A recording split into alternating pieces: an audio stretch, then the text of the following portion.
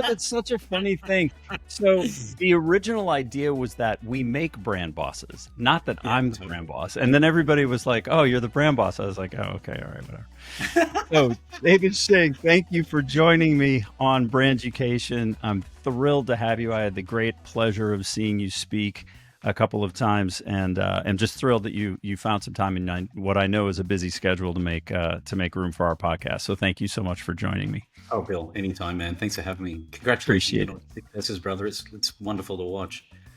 Thank you very much. I've been following a bunch of your commentary online and things that seem to be interesting, and especially, I loved this last post that you had that was talking about kind of getting messy and not being sure, and that sort of dovetailed, it seemed, off of another one that I saw you do not long ago that was talking about, are people really listening anymore, and with the value of not having a prescribed answer and being open to, I don't know, I feel like the world has gotten to a point now where all that they want is just give me the answer yesterday and implement it even faster if you can. Have we lost the ability to listen and hear each other in all of this? Just give me a moment to think about that. Just kidding. Yes, we have. We've absolutely lost it, brother. However, for every revolution of innovation, there's always the counterculture to that. So we've lost it in certain places, but over-indexed on others. So I'll give you an example. Yeah. If you think about some of the hottest spaces to hang out in physically today, in real life experiences are very hot. People love that stuff. It's not just about the virtual world. When you go and have a visceral experience like the US Open, you can't just go and watch a tennis match. It has to be an entire brand experience in 3 days of margaritas or something. I mean, it's totally ironic. We over-index on in real life experiences because we overexpose ourselves too much to digital. But I will tell you that things like listening restaurants are a thing where you go in and you listen to LPs being played, side A, and then they turn over in side B of an album and everyone's listening to the same song with beautiful stereophonics. Or if you look at these experiences for restaurants where it's eating in the dark and all you're doing is having a sensual experience, you have to find the cutlery and find the glass, and it's, you probably have to dine on plastic. But the idea of this is, for so much of exposure to digital, we're also doing the counter of that. And that's also happening in other places where, if you look at the influx of people owning record players and the influx of people owning cameras, and what they end up doing is not just own a camera and go shoot in 35 millimeter. They become nerds about it, and they really over-index on that culture of understanding about those technologies. So yeah, we have in some areas, but we're picking it up on others. Really curious to see how that translates into leadership. The role of the CMO has changed from someone who was listening to the audience and building a brand, and now they seem to be much more hired guns to fix a specific problem, right? Like, we don't understand data, or we don't have a good social media presence, or we don't have this or that. So they're hiring CMOs now like plumbers and electricians. Like, the light in the bathroom doesn't work. Could you come fix that?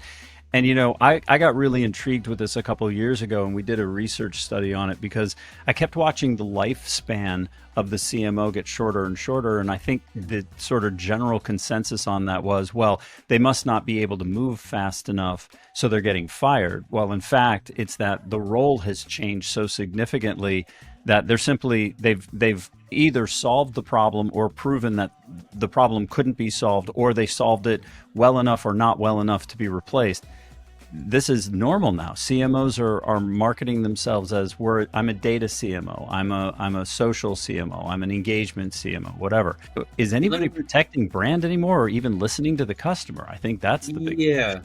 Let me defend that for a second, or not. By the way, Yeah. I don't think CMO has been relevant as a title for a long time. Certainly not as a chief marketing officer. I've actually recoined it to a complex matrix observer, is what the CMO is. Truthfully, it's more like somebody that has to be this polymath. And the reality is this, that the idea of a specific CMO today is absolutely gone. You have to be a generalist, and you have to be a craftsperson. Wait. Would you please say that out loud again? Because for so long it's been, woe be the generalist. But how wonderfully refreshing to hear somebody actually say it out loud again, that you have to be a generalist. You have to be. And what's amazing about that, because that's the only way that you can actually identify dynamic change. Because if you don't, you just become this observer, and you aren't able to architect or manufacture or develop or inspire or build change. So practical hands-on CMOs that do understand that I don't know the answer to that data, but I'm going to go dig around. I mean, if they haven't logged into a social dashboard to find out what's going on with their spend against their agencies that they're working with, or if they haven't gone on and understood what it's like to be on set, if they're shooting commercials, to understand the problems with the nuance of where they blend CGI or AI and reality, they are completely getting themselves out of a gig anyway, dude. And so it's interesting though, if I flip that on its head, so while we have a CMO being a generalist, I mentor very young creatives, by the way. And whether it's, graduates straight out of design school or early in their career, under 30 typically, they are acting like leaders. So what's happening to them is they're saying, oh, actually, I don't want to be a designer anymore. I want to be a strategist. I just want to work on the creative idea. I don't want to do the execution. Bill, somebody has to do the bloody execution. Right. Somebody has to understand that kerning is crap. Somebody needs to understand that Bembo doesn't work there. It should be Galliard. And for me, I don't care about the title. I care about the actual communication and the craft of it. And the title is secondary. The problem is you've got CMOs leveling down and you've got young creatives leveling up. Everybody's starting to be the same. So then you have to create distinction outside of that generality. So if it's like, we need more data, get more data. We need more AI to solve what problem? And then figure out the tools. And then the cultural impact on an organization. The problem is today, people are so stuck in their little box. They're like, this is just the thing I need to understand. And so you see things, what's going to happen is that we're seeing more and more homogenization. Podcasts sound the same. Videos look the same. You look at commercials that are done with AI, it all looks the same. So what's happening is we're homogenizing everything, which means, things that are really outstanding start to stick out. And it's like, that's where crafts gets elevated. But you can't get there unless you're a generalist. You can't get there unless you're a generalist, in my mind, because otherwise you're just going to be building the same thing. And that's why they only last 18 months, mate. It sounds like the CMO role is becoming a manager, in a sense, a coordinator of disparate skills that they're being, brought together to go and attack understanding. And then prioritizing those. So I actually think that's probably a smart way of solving the problem, because if you don't do it that way, what happens is that everything becomes a priority. You've been in those meetings. It's like, oh, this is the number one thing we need to do. But you've already said we've got 10 number one things now. So is it the number one thing we need to do? What about the person behind the screen that's affecting them physically? Isn't that the number one thing we should try and focus on? If there's 10 of those, well, then you need to make a decision on which one's the most important. You've been in those, I've been in those, which is, okay, now we need to reprioritize because we can't do all of that. Most brands that I speak to are being asked to do more with less, and they're unlikely to be launching anything new. So it's the same thing, but expecting to do more impact with potentially less resources of time, money. Well, time, no. Of money, so investment and people. So the only thing that's left is time. The problem with that, I think, is if you've got those other two things covered, which is less investment, less people, which means you need to spend more time, it's the quality of that time that becomes scarce. And so people spend more time, I think, at work doing the wrong things. What would the right ones be from your point of view? Doing less hours, in my mind, and doing the right work that focuses the biggest impact. And that impact isn't shareholder value. It's what is it impacting the 8 billion people on planet Earth that don't give a shit about your brand. And by the way, if you're not paid to, most people don't care about brand. Right. I don't care about your brand if I'm not paid. If I'm going to think about your brand if I'm paid for it. For sure. Yeah. It becomes mission critical because you're paid to think about your brand. But most people out there are not paid for it. That's the number one thing you need to cut through, which is, why should they care about my brand and think about my brand if I'm not paying them? And we have lost so much in looking at each other's, the bottom of each other's shoes and thinking. Like when I was coming up in this, at 56, the way that it worked was you sat at a desk with your feet here and their feet here, and you looked at each other's shoes and threw pencils at the ceiling. And everybody in the business wondered what the hell the creatives were doing, but what they were doing was giving themselves permission to be wrong. And this whole time to say, Well, that idea came, but that idea sucks. And here's all the reasons that it sucks. And here, let's go figure out a better one. Or, that thing you said a half hour ago, or a day ago, or 3 weeks ago, so that suddenly gave me an idea and it sparked something. And that could really be unique or original.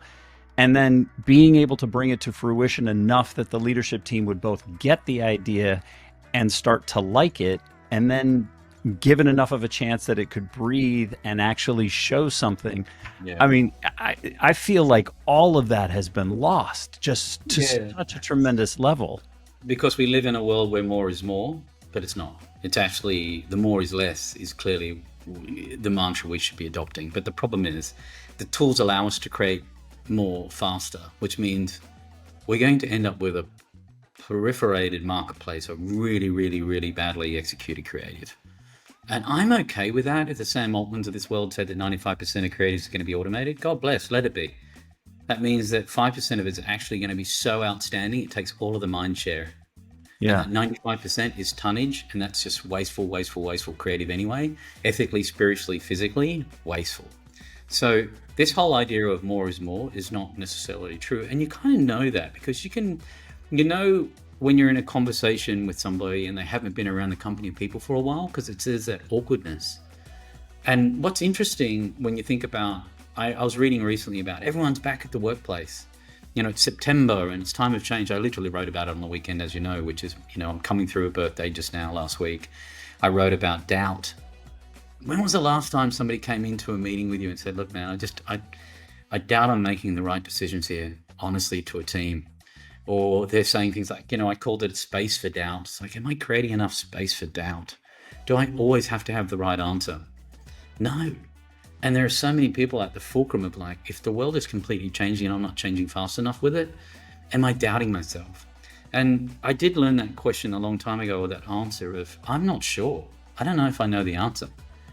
And for me, that's permission to say, well, go figure it out. One of my bosses early on, she was this incredibly dynamic leader, younger than I am, much sharper than I am, a fierce leader. And she just gave me this permission. She goes, Shingy, I think you can figure this thing out, dude. I'm like, I'm just not sure. She goes, well, then just try. And if it doesn't work, we'll figure it out. And that permission is rare in leadership, I know. I've had like 3 leaders that have given me that permission. But at the same time, it gave me the confidence to say, well, if I'm not sure, then let me go ask the curious questions to find out what sure means.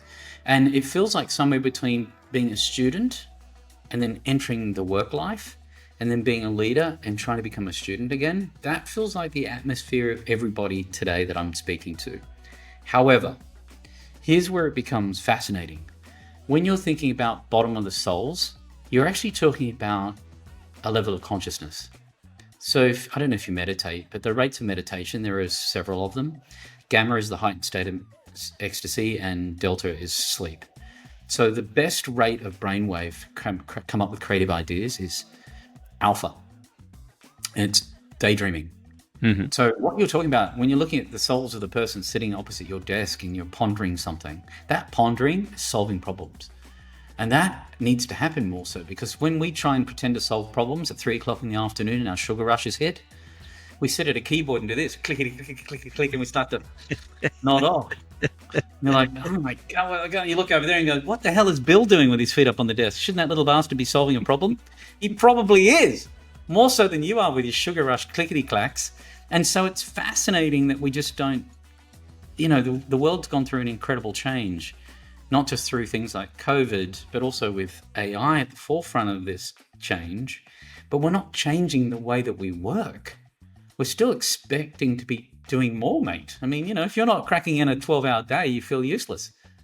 Do you think that there is a single labor-saving device that saves labor? I have yet to find one. Everywhere I look, it's, we're going to microwave food so we don't have to cook. And then what we do instead of spending the time together is we hurry back to the desk. I haven't found a labor-saving device that saves labor.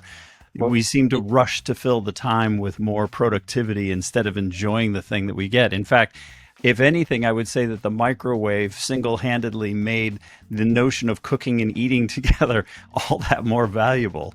And I'm Do seeing you? that same repetition over and over again, right? Yeah, And each yeah, yeah. each thing that we do that's supposed to be, faster, better, whatever, more efficient, leads to more deadline creative and less actual thinking. And I feel like that's Um, just such a tremendous loss.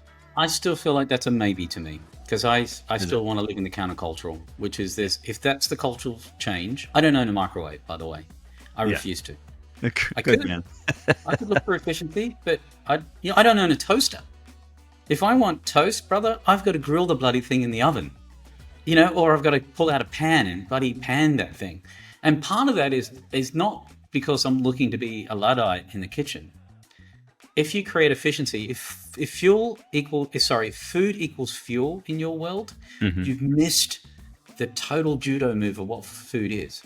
Food is family. Food is Yeah. communication. Food is folklore. It is the epicenter, the heart of everybody's hearth of the house is the kitchen. And if we're not utilizing that in a way that manifests those cultural moments, we're missing it. So if you're going to be 5 days a week, I'm going to do this whole thing at the desk, fine.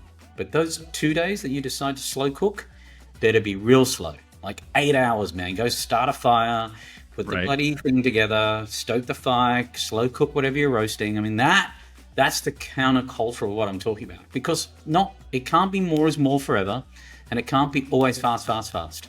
I wrote about good, cheap, fast. Do you remember Mhm. that term when you were Oh, a yeah. kid as a designer? Yep. Good, cheap. Pick two. Firstly, gross. Pick two. Pick bloody two.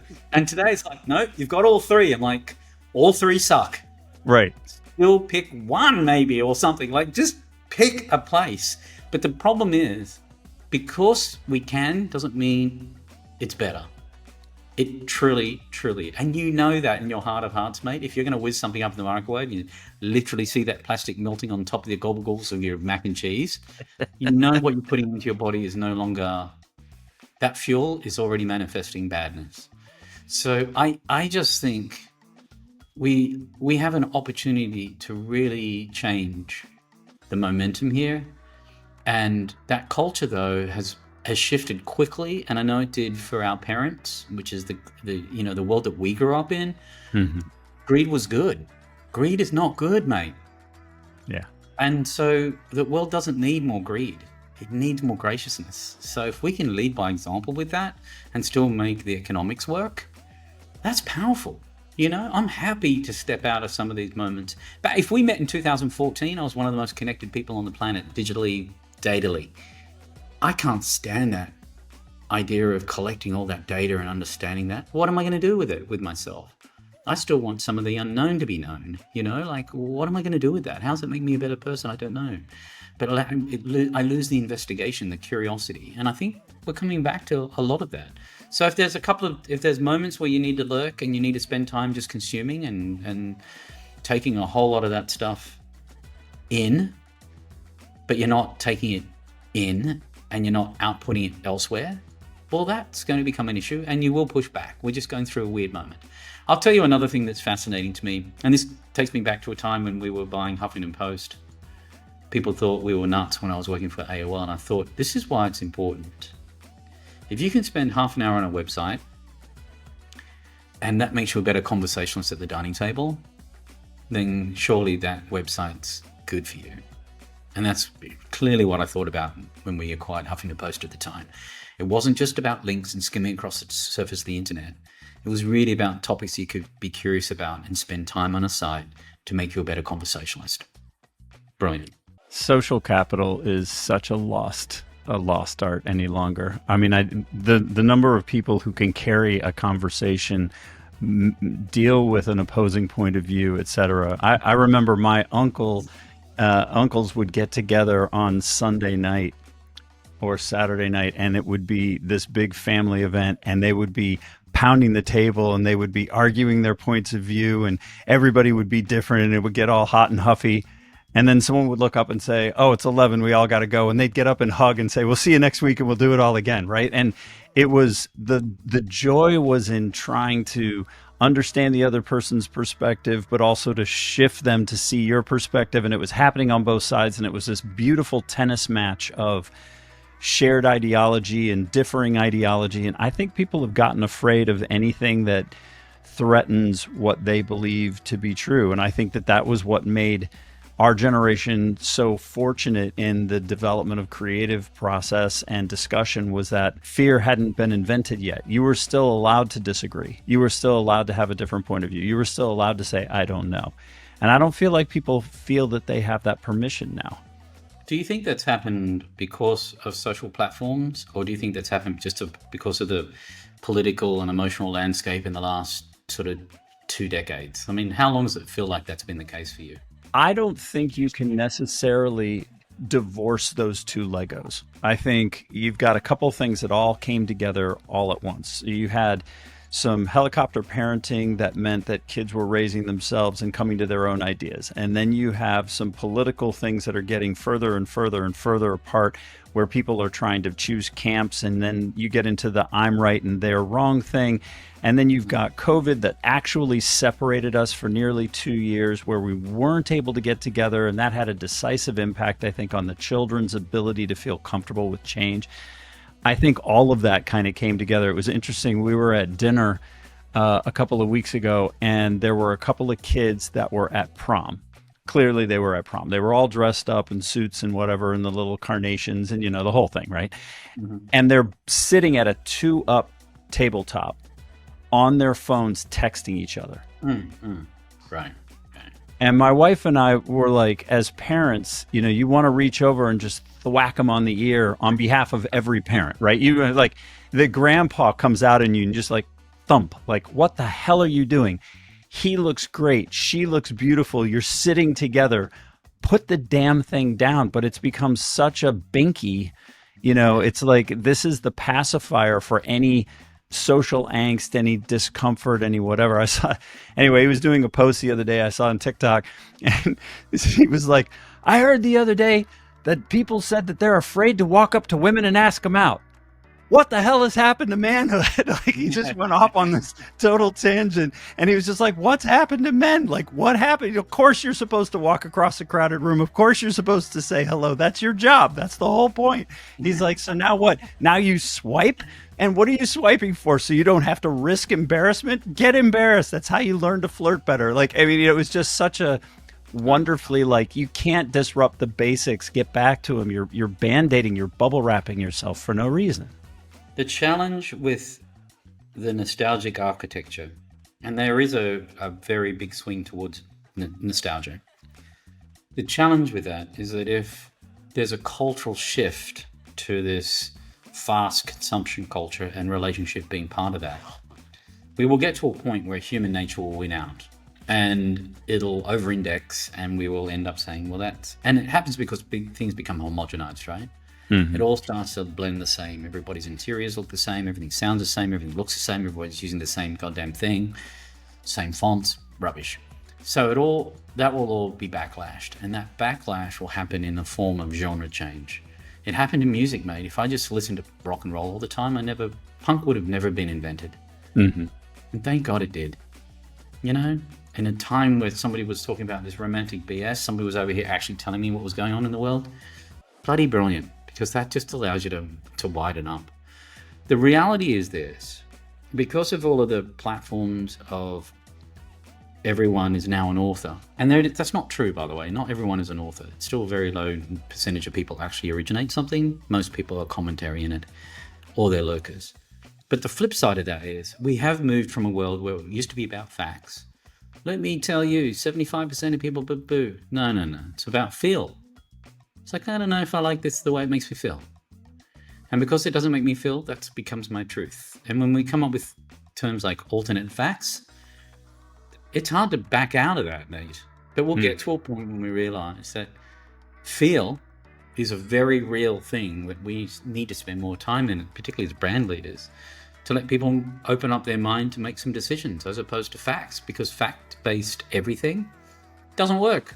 It should just be the baseline, which is, That was the whole success between Mac versus PC. It was like PCs are 486 with a 16 gig of RAM and a 280 whatever. Bloody hell. And Mac was like, you can just transfer all your photos and it works quickly. Brilliant. Let me be more creative. So we'll just go through these plateaus of weirdness, and AI is helping that. I was going to ask, do you think AI is going to expedite that? Because if you want to talk about getting everything to a homogeneous look and feel, I mean, even if you go into Midjourney's Explore and you look around, people are literally creating the same kind of imagery over and over. It's weird. There's not nearly the sprawl of it that you would expect. Absolutely. And it's all working off the same sort of baseline of, I don't know what to think about. So I'm going to look at that and I want something like that. It's replicating off the same data set. Because it's not about imagination, it's about data, and data's historical. There's nothing futuristic about data, dude. So so to answer your question, yes, we'll get there faster. Realness is going to become real important here, boo. It's going to be very, very, very cool for us to speed that up and get back to real. And it's weird.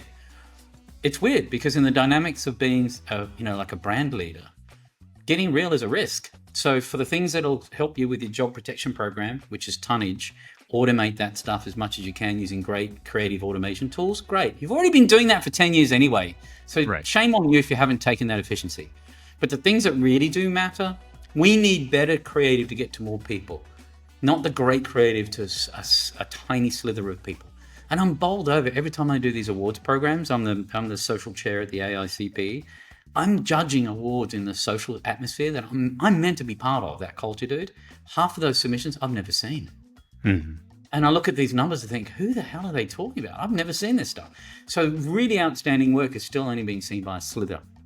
So if we can flip that, then we're in a place that, that's a challenge now. That's a creative challenge, not that's creative homogenization. No. I spend the majority of my time walking clients into that education. Like advertising has become the easy part of the job and has been for 20 years. The difficult part is getting them to slow down, listen, learn. Like they're so unfamiliar. They're like, I need it, and I need it right now, and like get it. And ROAS is without a doubt the opioid epidemic of our industry. Like you can't pump it into their veins fast enough. It's like, give me more PPC and I need it right. And it's like your PPC isn't pure enough. And I'm like, you all need to back up and just seriously get a perspective change. Well, one thing that I would survey people on immediately when I'm in a big room full of people, which is raise your hand if you clicked on an ad in the last 30 days. Right. Then what is the KPI you're looking for? Attention? Okay, well, let's measure that through your ad. Mm-hmm. Are you over-indexing on things at the lowest common denominator, better known as search, or are you doing banner ads? Where are you selling? And look, it used to be my entire career was funded on big ads, little content. Now it's all big content, little ads. Yeah. $16 billion in 2022 was the entire global marketing budget. It's turning out to be about $500 billion next year. It's all about content. So if you think about it, it's just like, oh my God, if you're living in the world of the acronyms, then let me ask you some realities. Give me recall. I mean, I did this thing at the beginning of the year. I wrote about, I remember what was the number one ad I can remember. And for me, it's this jingle. It was because I didn't have a TV when I grew up. And it was a jingle, which was football, meat pies, kangaroos, and Holden cars. It's for a car company. But it brought all the cultural things from Australia into that ad. And, if I think about it, it feels a bit nostalgic, but if I ask that of people today, 9 times out of 10, they pull an old ad out of their hat about what do you find memorable about an ad? And it's really interesting. Somebody doesn't say to me, a banner ad. They'll tell me an ad. Yeah, an idea. Or an expression of one. I mean, I remember the most important banner ad I'd ever seen was one that was broadcast live, where a leaderboard was speaking to an MPU. So we had these two ads speaking to each other, which was really, really live. There was a band stuffed in the box, shape, size of a banner ad, and they broadcast live. That was invention and innovation on banner ads back in the day, where we just don't see that. You don't even see that across social ads. You don't see social ads being inventive. They stay within their little box. It's amazing to me, man. Anyway, you got me started on a whole nother paradigm of crap creative and crap platforms, but Well, what's It's going to scary. happen when everybody, I mean, at this point, Gary Vaynerchuk and the rest have convinced everybody that, they can all make $100,000 from home in their jammies. What's the bigger implication for business, the way we think about it over the next decade? This is a really interesting thing. When everybody decides to go gig and everybody is, their own television station and everybody is getting trickle money in, what's going to happen to the businesses that succeed and how are they going to grow? If people don't want to be corporate, if people don't want to be a part of that structure in society anymore, how is business going to have to change to allow them to have interest? I haven't seen anybody have corporate alignment. Like the guys that hired me, they were lifers. Back in the day, you were either a BBDO person or a DMB&B person, or you were a, McKinney person, or you were whatever. Yeah, sure. None of that exists anymore. None of it exists anymore. And it Well, seems like it's going the other way. that itself needs to be reframed. So, all those big holdcos that you're talking about need to have their own revolution, and they haven't had it. That moment's kind of happening with the incredible moat that they've created around themselves without embracing AI. So how do they actually culturally understand how that affects people? Because that should. There's a whole centuries of institution that was built around the foundation of connecting. The problem with going and starting a business off the back of whatever, a credit card, yes, it's easy to start a company today. It is incredibly hard to recover from a failure of one. So the number of companies that succeed are incredibly low. So what people that are out there saying you need to be able to do this, this, and this, and you can do it, why wouldn't you do it? It's how do you recover from it? Mm-hmm. Then if you look at that as a shock tactic as coming in, there's many reasons why you wouldn't. And so, and by the way, I've spoken to Gary about this on stage. We've debated these two points of view, which is the entrepreneur, me, versus intrapreneur, me, versus the entrepreneur, him. And this is when I was with AOL. So the idea of saying you can actually be as radical as you like being an entrepreneur, because you need to affect the change of a corporation. You're using their money. The difference between an entrepreneur is you're using your money. And that's the only difference. It's exactly the same mentality. My point is we just haven't framed it correctly. And I think institutions can be reframed in an incredible way to create great risk for individuals if they choose to set up like that. It's a whole nother, mate, this is a whole nother follow-up. I was Just around organizations of the future and structural legacies and how they actually can be lasting and not laggards. This is a webinar discussion I would gladly sit in on or participate in, because I think it's so incredibly important. All right, David, I want to be respectful of your time. Given that the majority We've some time already, haven't we? of the audience is going to be SMB trying to hit 10 to 15 million, their first 10 to 15 million. What things can we leave them with in terms of, the things we've talked about today? Adopting tech in terms of its actual use and not just allowing it to speed you up, or making space to listen and say you don't know. What would be a couple of just last points that you might share to give some folks that are growth minded and hungry and wanting to do the right thing a little bit of excited tailwind? Okay, so if they're truthfully of that ilk, two things they need to be. They need to be great leaders that actually set up a succession plan for somebody to be able to come through that way, which is high risk, high reward, make sure people feel very, that they contribute and that they get recognition for that contribution, and they're actually able to do things that allow them to become incredible leaders. So identify talent and give them all the permission in the world, just like I was as a kid, to go and take massive risks. That's the first thing. The second thing is you need to adopt all of these technologies even if you don't understand them, because that will help you understand whether they're important for you when you do a massive audit of all the channels you have and which ones you should prioritize of being in. And that's just a reality check against your brand and your audience and where it resonates most. That's second. The third thing is to make sure that if something doesn't work, shut it down.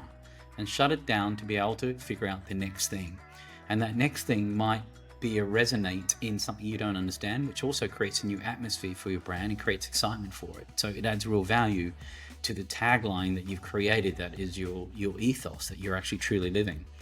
And most brands live in this fear culture. When they talk about it, they want to live in this aspiration culture. You've got to bring that reality check into play and build something that actually really does allow people to feel excited about it, because otherwise you're not going to have an infrastructure of people around you anyway, and you're probably only going to grow if you do. The last point is very, very simple. I grew up in the business as you did, Bill. of making people want stuff. You've got to stop that. And we've got to make stuff that people want. And that's how you create a contagious brand. And that element, the secret ingredient through that is not ROAS. The secret ingredient of that is surprise. And if you can build that into every element that you're even thinking about, whether it's an internal piece of communication or it's a massive brand campaign, you have to put that at the heart of it, because if you don't, it's wasted time. Ladies and gentlemen, David Shing, thank you so much. Shingy, we really appreciate you coming on, man. This was a great half hour to spend together. I really appreciate it. I appreciate you, Bill. Congrats, brother. Thank you so much.